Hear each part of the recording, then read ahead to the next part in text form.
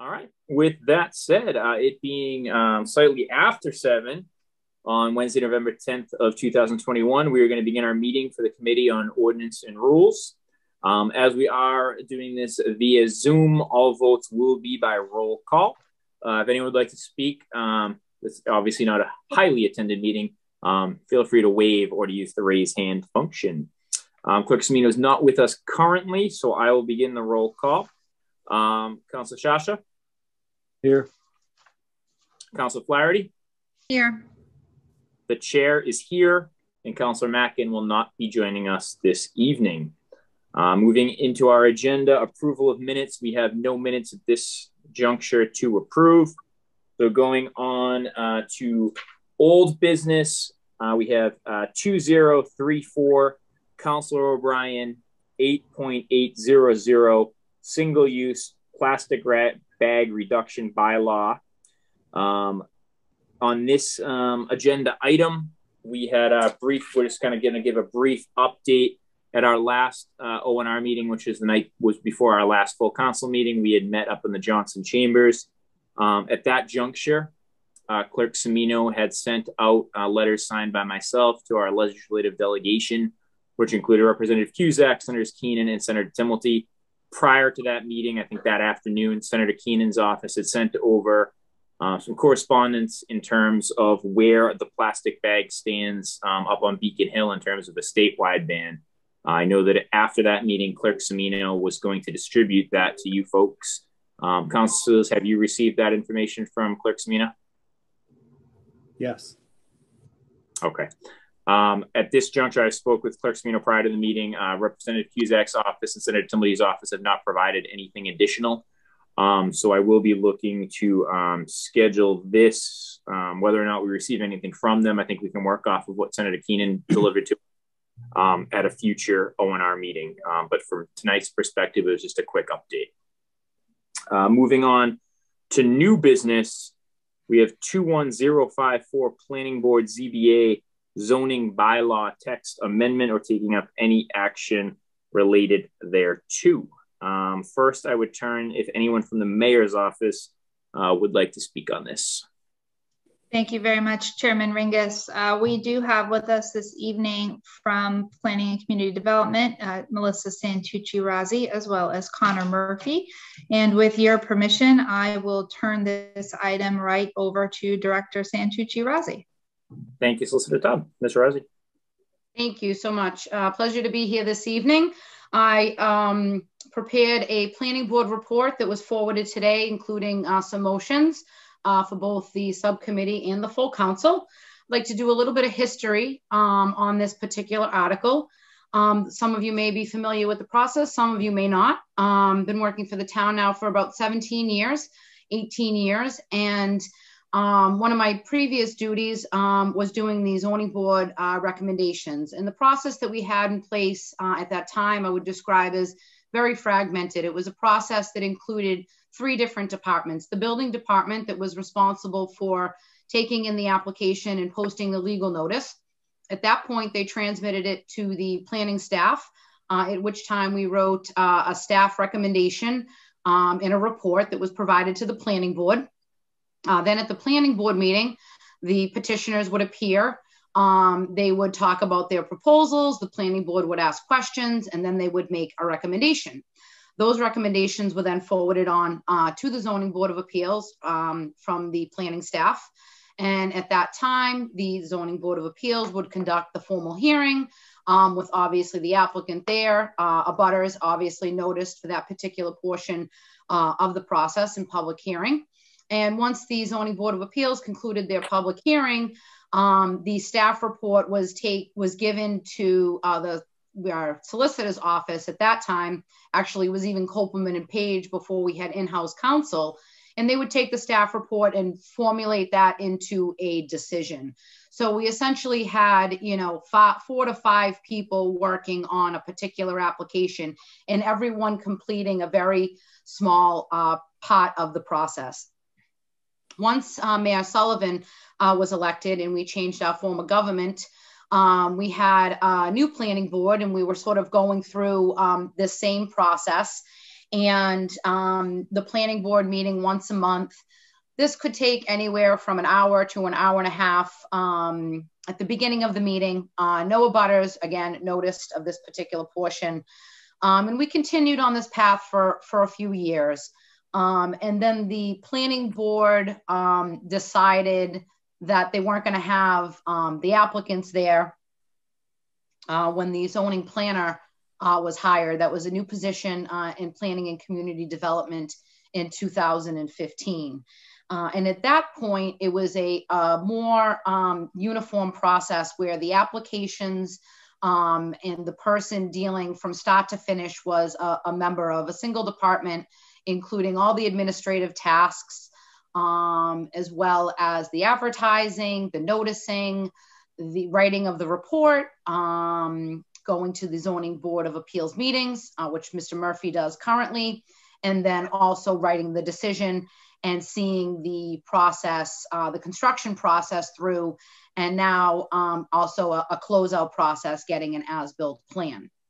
So when that position was created and that was introduced to the planning board, the board decided, let's just have the staff come and give their recommendation, and the planning board would either adopt the staff recommendation or they would make an alternate recommendation. So this has gone on since about 2015. And obviously always looking to streamline processes and looking to assist residents in a more concise way without all these sort of multiple steps. So Connor and I have been talking about this for quite some time. And in March of 2021, we discussed this with the Zoning Board of Appeals at one of their regular scheduled meetings. The minutes were provided with the application, at which time we received unanimous support from the Zoning Board to co-sponsor the article. We also had a very similar discussion with the Planning Board in March of 2021, and they also voted in favor. One member was not in support to co-sponsor this zoning amendment. So lots going on in the department. Within the last couple months, we've put this together in more of an article format versus a memo. It was submitted to the town council on October 19th. The planning board noticed and conducted a public hearing last night. There were no members of the public in attendance at the meeting. And there was also no public comment received prior to the hearing via phone call, email, or anything like that included in the record. So no public comment was provided. The planning board did hold that hearing, like I said, last night. And again, just kind of echoed some of the comments that were made back in March. Additional support, noting that two board oversight on a ZBA application is unusual, and that the removal of this requirement is long overdue. They then made a motion for favorable action, and that was voted in favor of 4-1-0. So we're here this evening to answer any questions that the subcommittee may have, and obviously to hope that you support the removal of this section 407E. Thank you very much, Mr. Chairman. Thank you very much. Solicitor Taub, anything else to add? No, except to note that the mayor does support the amendment proposed this evening and also would request favorable action tonight. And Mr. Murphy, it looks like I'm worried a bear might come out of that tree. Mr. Murphy, anything to add? Councilor Ringus, at this time, I do not have anything to add. Thank you. Thank you. Any questions from members of the subcommittee? Councilor Shasha. Thank you, Mr. Chairman. I fully understand why the ZBA and the planning board would want to do this. I understand why the planning department would want to do this. It makes absolute sense from a process perspective, but I don't want to lose sight of the fact, and it's a critical fact to me, a critical fact that will make me vehemently opposed to this, that there's one piece of the zoning appeals process that never sees the light of day, It is completely hidden from the public, and that is the planning department's recommendations. They are not included on the website with the materials that go up before the meeting. They are not included with the minutes of the meeting. It is a total black box to the residents. And I know this from my perspective, not from being on the ZBA for a while, but going with residents from the Civic Association to try to fight things going before the ZBA. It is impossible, or it has been impossible, to get any information about what the planning department is recommending. This has been the law. This has been the ordinance of the town to require a public viewing of these recommendations in front of the planning department. That law has been ignored for years. Now that one member of the planning board has said that the planning board really should be doing this, there is finally, again, a limited ability for residents to see the planning board recommendations before the ZBA meeting. If we pass this amendment, we are completely eliminating any transparency into the recommendations. Now, it doesn't have to be that way. There could be a whole process review, as some of the planning board members mentioned. The process could be looked at from end to end. There is absolutely no reason that, I don't know if it was Melissa that said it or one of the planning board members, 90% of the things that go before the ZBA, nobody really cares about, unless you're literally a direct abutter. If somebody is building 6 inches into the side setback, you might have a concern if you live next door to them. There are not going to be hundreds of people from town going to that meeting, but that's not 100%. We know that there are issues that have gone before the ZBA that have drawn large crowds, and this information has always been hidden from them. This is the one chance that the town has to make this more transparent. If we say yes to this, we are saying no to making this piece of the zoning appeals process transparent. So unless this is part of a more comprehensive review, I feel quite strongly that we should not be voting for this. Thank you. Thank you, Councilor Shasha. Any response from Solicitor Taub or Ms. Santucci-Razzi? Not a response, just kind of trying to understand. So the planning board portion of the recommendation has never been noticed to the public. It's not a requirement because it's only a recommendation. And even when the applicants were appearing at the planning board meeting, you know, we'll go back to 2005 even, the public was never there because they weren't noticed of it, and there was no requirement to do that. The zoning board recommendations, if anybody is ever looking for them, some people actually do call Connor quite a bit because they're noticed of the actual zoning board hearing, which those notices typically go out. Connor, would you weigh in on that? Do they go out before or after the planning board meeting? The legal notices or the notices to the counselors and other department staff? The legal notice and the newspaper. Usually the first legal notice is done days before the planning board meeting. Okay. So then people they typically call, a lot of times Connor meets with the abutters. They come to the office. Well, they don't come to the office as much anymore, I have to say, because all the materials are online, which has, I think, really improved people's access to materials. So, and I've heard this comment before about we're sort of eliminating an option for the public, but I respectfully don't see it that way. If there is a desire to put staff recommendations up on the website with the materials, that's something that we can do. We're little by little getting much better, Councilor Sasha. Before we had absolutely nothing.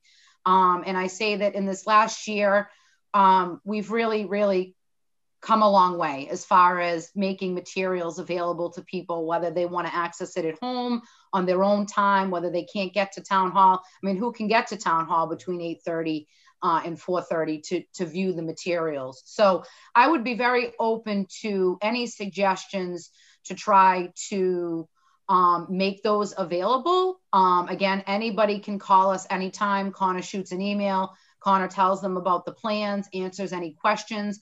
I have to say 9 out of 10 times, they just, what's happening? Is it on my side? Is it in the back? Very difficult sometimes for people to understand legal notices as well. So I'm open to any suggestions to making those reports available. Again, respectfully, I just don't see, if we want to talk about a 40B application or something like that, yeah, they draw a big crowd, but even the zoning board meetings, I mean, Connor, you'd know better than me, but the attendance is very, very low, very low. I'd have to agree with Melissa, especially during the Zoom participation.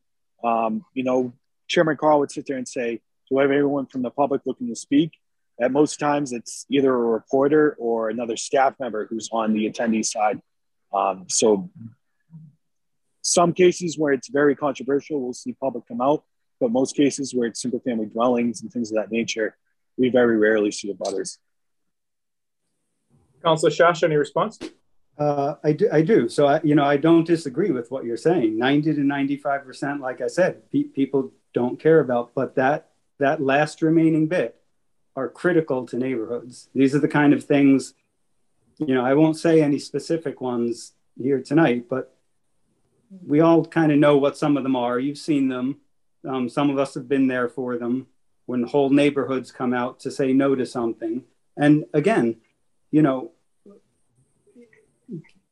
I give Mayor Koukouras all the credit in the world for finally getting a lot of the materials out on the website, which was one of the first things he did when he got in office. We talked about it back in February of 2020, and it was done by March or April. And it's been consistently done, but not this piece of information. This has never been included.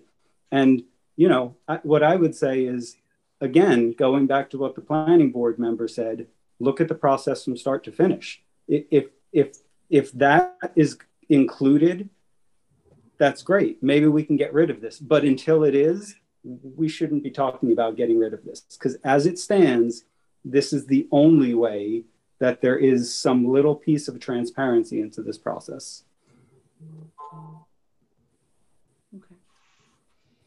Okay. Thank you, Councilor Shasha. Councilor Flaherty, your hand is raised. Yes, thank you.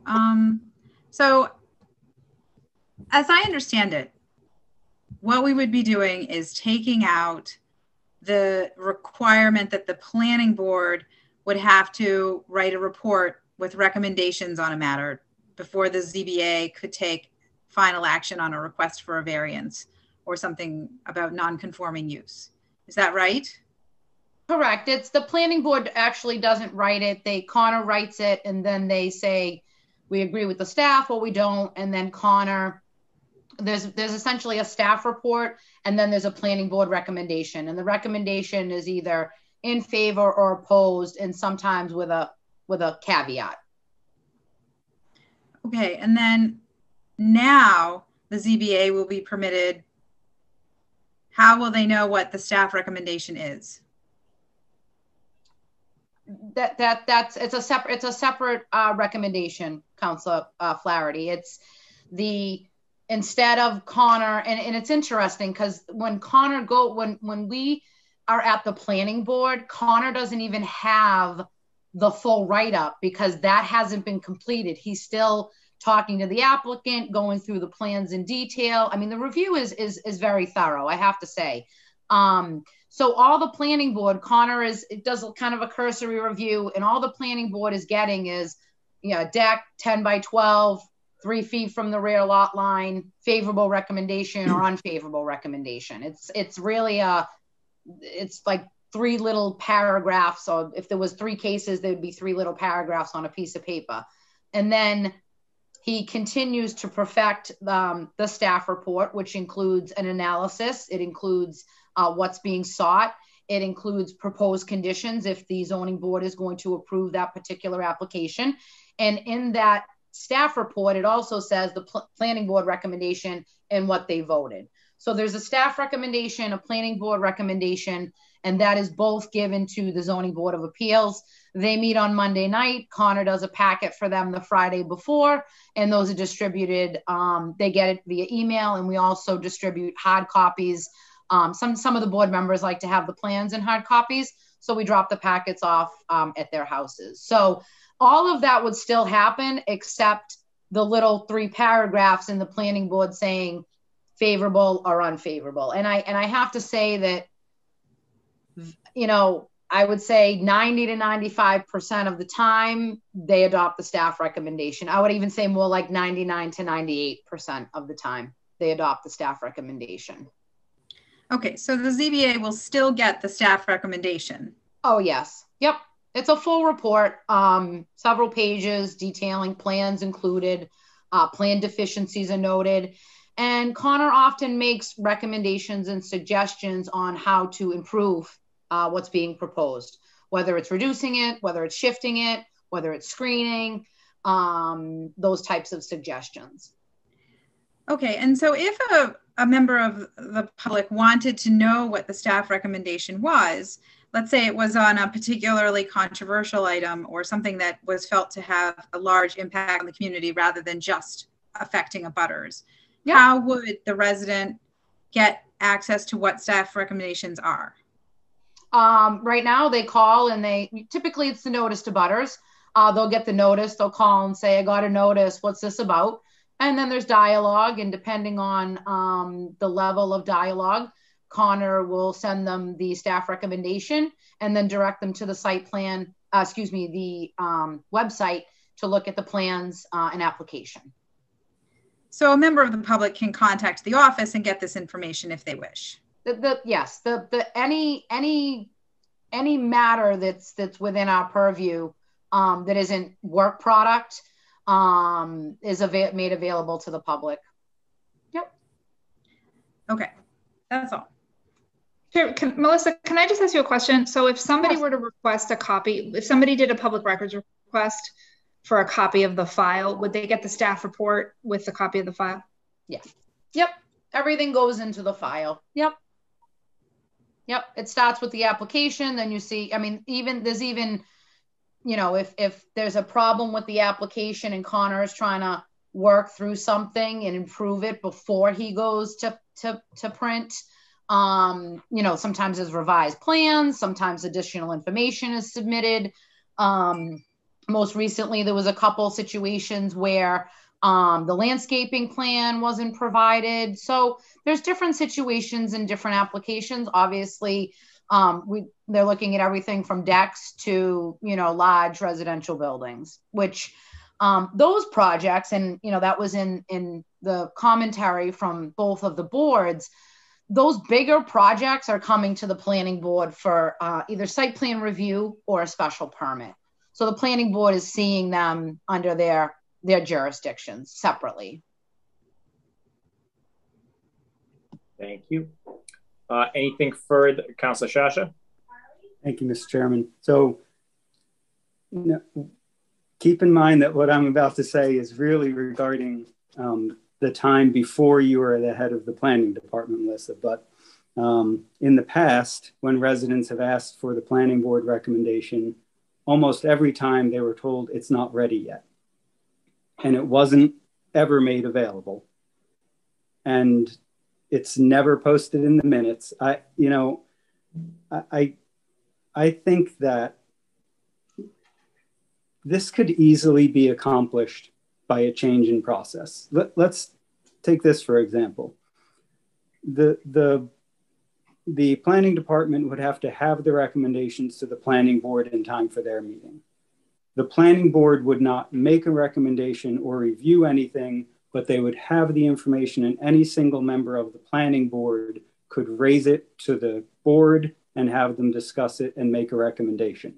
That would eliminate the 95% of the things that nobody cares about. It's a simple rule change for the planning board. And then everything is done publicly for things that people want to see some public discussion on, right? This is not the solution. Just completely eliminating this process is not the right answer. It's more nuanced than that. Because I get that 95% of the time this would work, but it's not 100% of the time. And I just don't, I don't think this has been thought through enough. And frankly, you know, I have to really question why, the planning board doesn't think that it's their job to make non-binding recommendations to the ZBA. Well, why is it their job to make non-binding recommendations to the council then? Because there's several sections of the general laws that require planning board recommendations. For example, on an application for a rezone or a text amendment, those are in the state law. This requirement is not in state law. This is a local requirement. So we are going above and beyond. I mean, but you see what I'm saying, right? Like, it's non-binding. It should be just as unimportant. The state requires it for the council. We're going above and beyond and requiring it for the ZBA. Now, have we gone too far above and beyond? Maybe, but is there anything wrong with going above and beyond in the interest of transparency and openness? I disagree with the transparency part. And again, these discussions, and I'm sorry that you think this wasn't well thought out, because it was very well thought out, and it's coming from somebody who has seen an extremely flawed process that went on for a long time, where residents, do I go to the building department? Do I go to the planning department? Do I go to the council office? Where's my decision coming from? I mean, it was just ridiculous. It was chaos. And, where do you send people? Well, what's your question about the ad, about the staff report? And it was just not well constructed. We have one person in the department, Mr. Murphy. If he's not available, I am available. I'm very well equipped to converse with people on these matters. And if this is something as simple as putting the recommendation up on the website, again, they're completed on Friday before the meeting. The department is very, very busy, and we get things done as efficiently as we can. And if it's acceptable for the zoning board members to receive their packet on the Friday before, respectfully, I think that should be acceptable for the staff reports to go up on that Friday as well. When they're completed, they can go up. We have no problem putting them up. Little by little, we've been adding more and more. We started with applications, then we went to decisions. I mean, we're doing the best that we can, and we will continue to do more. And if this is a simple matter of putting the recommendation up, we have no problem doing that. And I will just state again that having a meeting, talking about an application with no members of the public there, the petitioner isn't even there, is just a waste of time. I'm sorry. Nobody is even there. There's nobody there to ask a question. There's nobody there to respond to a question. It's just not productive. It's just, I'm sorry. It's not a public process because they're not there. Councilor Shasha, could I, and I see Solicitor raised your hand. So I'll hold you momentarily, Councilor Shasha. You won't be giving up the floor. Solicitor Taub, did you want to add something? Yeah, I just to Melissa's point, and I think that a lot of credit has to be given to the department for the way that they've enhanced and made this process more efficient for everybody involved. And, what I'm hearing, Melissa, from you, and please tell me if I'm wrong, is a commitment that when the packets go to the board on Friday, those will simultaneously be uploaded to the website and available for access along with the other materials relative to the ZBA, so that residents don't need to call and ask for a copy. They don't need to come to the office to get a copy. They can simply go to the website and click what will include the agenda and the materials for the following week's meeting, including a copy of the staff report for review. Am I hearing you correctly? You are. Yep. Absolutely no problem doing that whatsoever. Thank you. Thank you, Chairman. Thank you. Councilor Shasha, with that sort of dialogue that has just taken place, would that go to addressing the concerns that you have if that commitment was adhered to? I believe it would. I'd want to talk to some of the other residents in the Civic Association. And to be honest with you, I still would not support this until that's actually being done. But, I still think the better solution is to look at the whole process, because this was not a unanimous decision from the planning board. And I read through Member Grove's comments, and I think there's a lot of validity to what he's saying. But, you know, my issue is the transparency, and that's what I think we're obligated. Oversight and transparency. We hear it from residents all the time. This is what we're obligated to make sure happens. And if this process is changed so that the material is reliably being made available to residents in advance of the meeting, I would think that should be okay.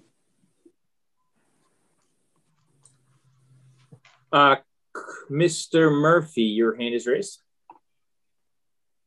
Thank you, Councilor Ringus. Councilor Sasha, I just want to point out a couple of things.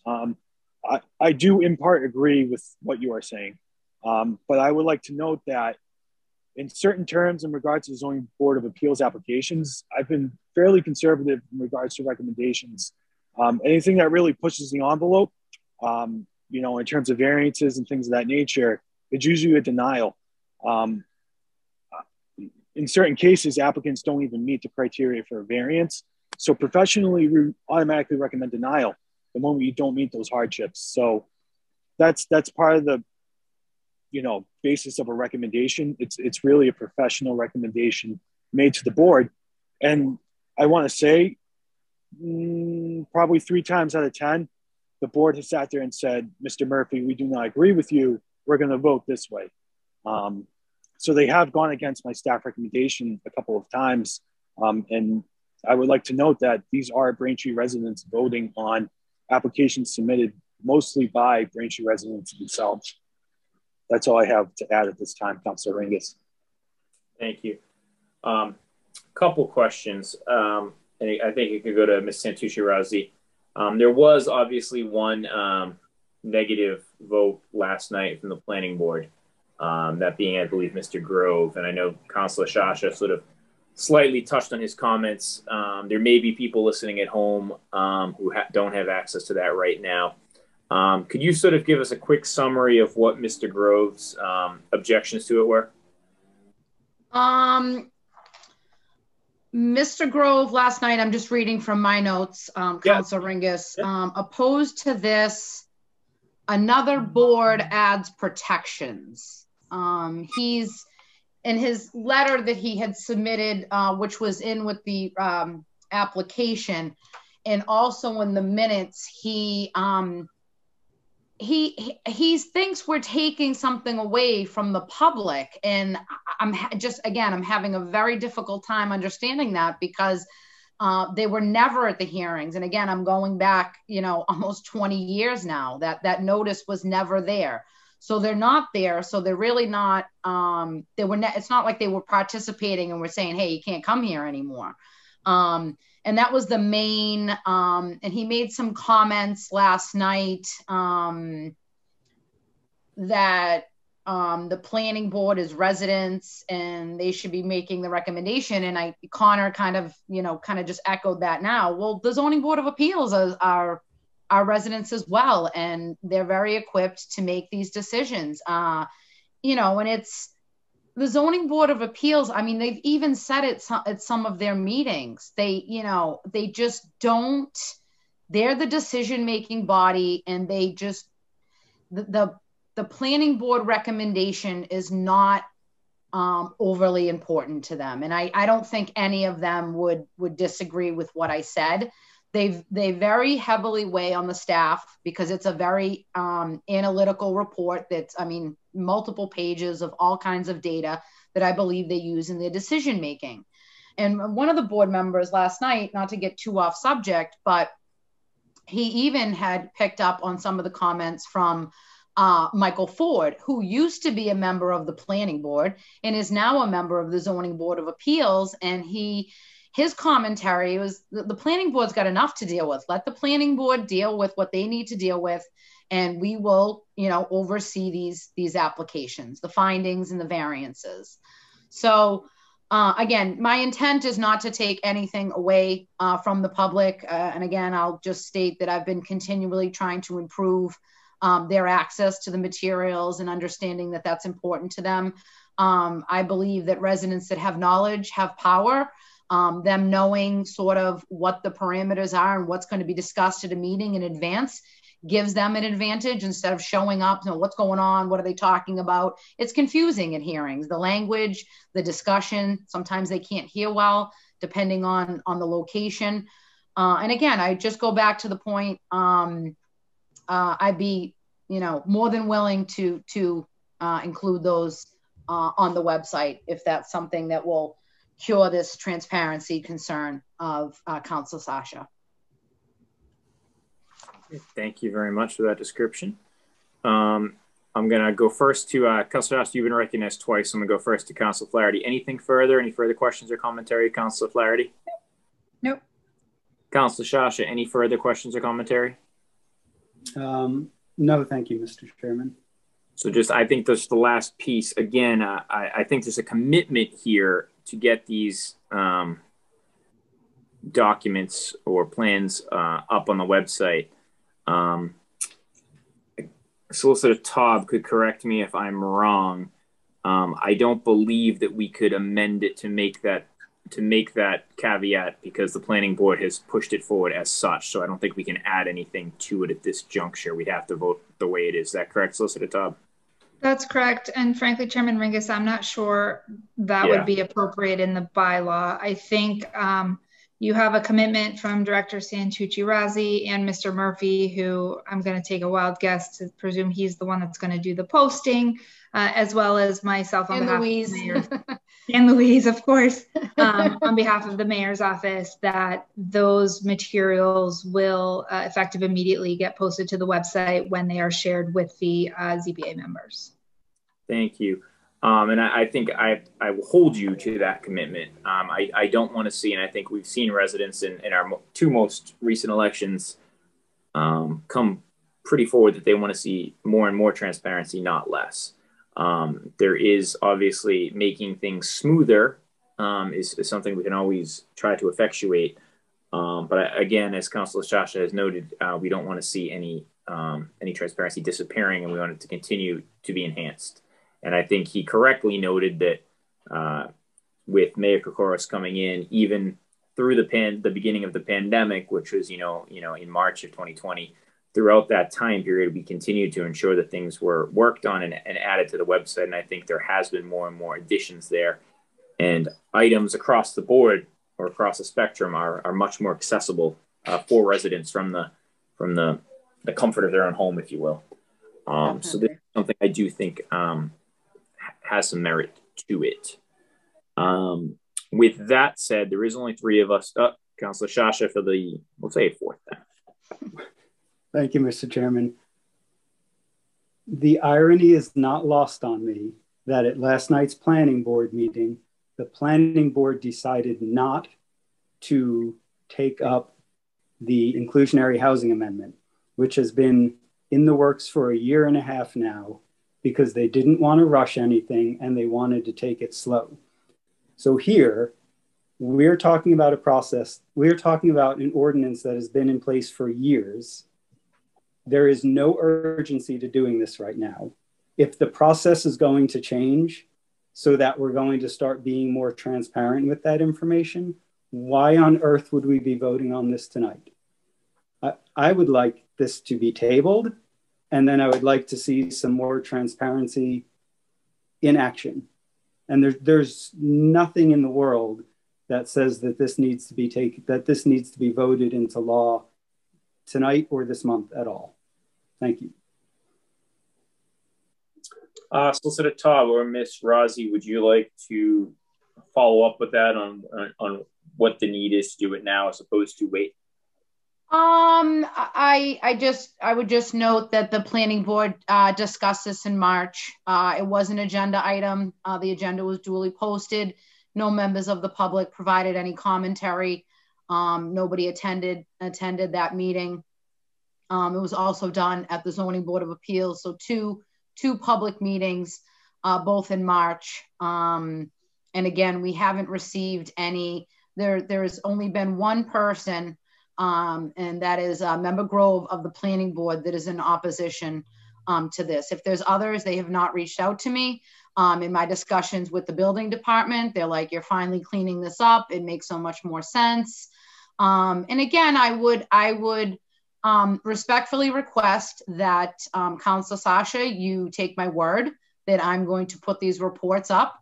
And if you don't feel as though the transparency is being held up by the department under my guidance, you can, as a council, you can put this back into the bylaw. You have the authority to sponsor this to go right back in, and you can vote it right back in if you feel as though the posting of the materials isn't being done in the appropriate manner. So again, I've made a pledge here this evening. Ms. Taub understands that when I say something, I mean it. And I will once again saying that I have just been continually trying to improve with much less staff than I've had in the past. And again, give us a chance. Let us do what we said we would do. And if we don't, you have the recourse to come back at us. Thank you, Mr. Chairman. Thank you.